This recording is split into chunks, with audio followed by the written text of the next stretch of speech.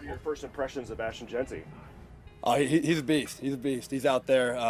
He's quick. He's fast. He's rocked up. He's thick. So he's pretty good.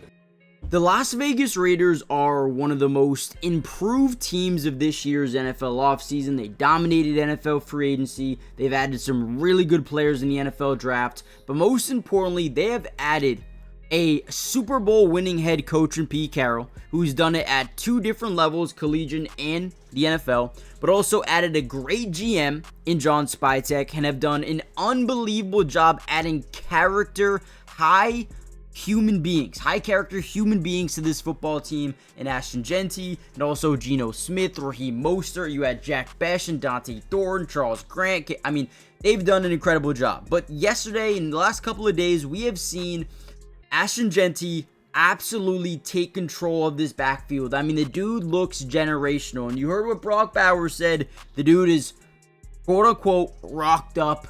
He's thick out there, right?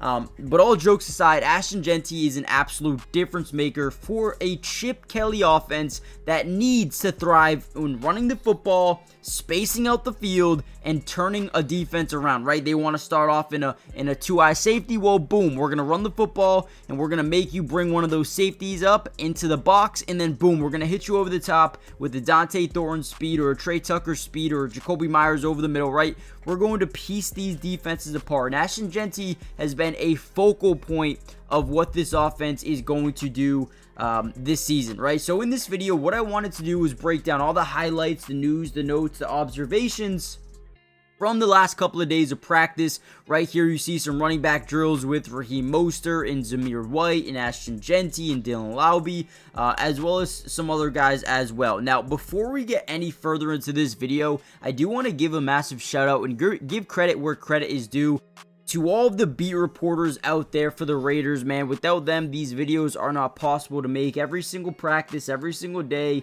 they keep us updated with news, notes, highlights, observations. So make sure you guys follow them if you haven't already done so. But let's get back into some more of these team drills here, or individual drills, I should say. Now, right here, we're just seeing some blocking drills here with Ashton Jeanty, being able to, maybe plug up the A-gap and then sprint out to the left side to help out the left tackle. That's all they're really doing, right? They're trying to get the footwork down, the fundamentals down in terms of just being able to block as a running back. And in a Chip Kelly offense, you need every single one of your running backs to be able to block because, again, you don't want to be predictable.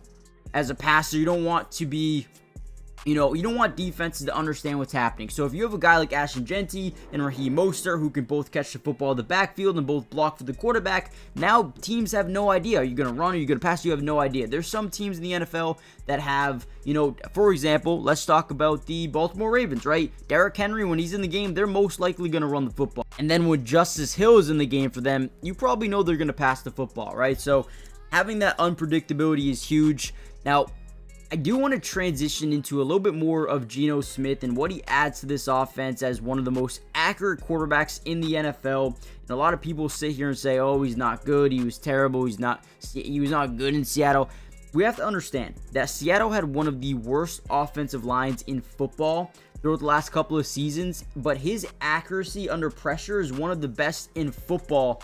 And I am very excited to see how that translates to the Raiders, who have just been terrible. I mean, the offense has just been terrible.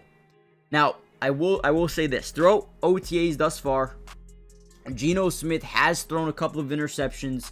One of them to Jeremy Chin. And then next play, bounces back, throws a dot down the sideline to Dont'e Thornton on a corner route. That was beautiful.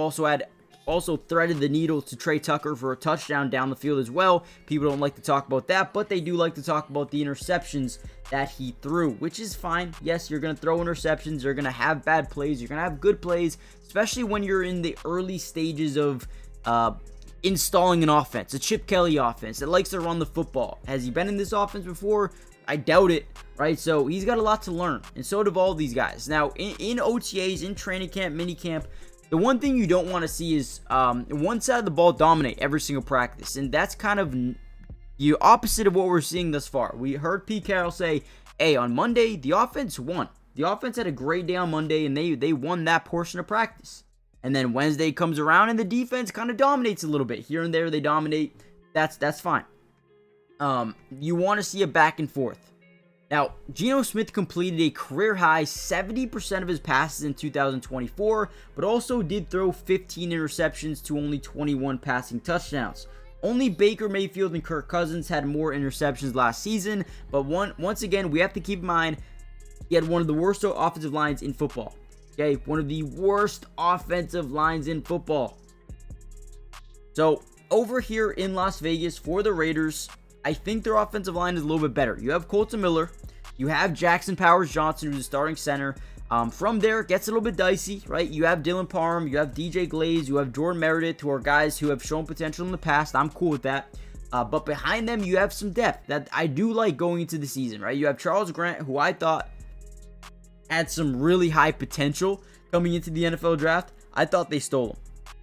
Caleb Rogers, a guard. I think he's got some really good potential as well. Alex Cappa, who is a leader within the locker room, has won a Super Bowl under John Spytek in Tampa Bay with Tom Brady, knows how to win football games and knows what needs to be done. I mean, he's a guy that developed Tristan, or helped develop mentor Tristan Wirfs. So that could be huge in itself. Guys, real quickly, before we get any further into this video, by the way, do me a big favor. As we continue to look on some Geno Smith highlights, hit the like button if you haven't already done so. Comment down below P2 if you want more of these videos throughout the entirety of the offseason. I'm talking about not only OTAs, again, start next week, mandatory mini camp starting in a couple of weeks, and then ultimately training camp is right around the corner. So if you want more of these Raiders videos, hit the like button, comment down below part 2. Most importantly, subscribe to the channel, man. It is free. It doesn't cost anything to join the family. And we will be covering the Raiders throughout the entirety of this year's offseason, plus on-season, right? Preseason, breaking down film, regular season, breaking down some more all-22 coaches film. So let me know what you guys think in the comments down below. Comment also, who are you most excited to see during this year's preseason and training camp period? Is it a guy like Jack Bech? Is it a guy like Dont'e Thornton, or maybe even Tommy Mellott, right? Ashton Jeanty clearly is a fan favorite among a lot of people just because of what he adds right away. Let me know. Now, with 1 week fully into the books, some of the biggest standouts: Jeremy Chin.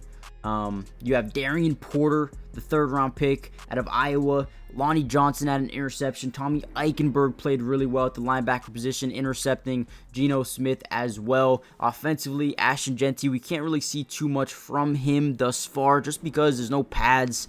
They're not really going through contact or anything like that, so we're going to have to wait to see more from Ashton Jeanty. Offensively, Tommy Mellott looks like he's going to transition fully into a wide receiver for this team into next season, so that's going to be fun to see.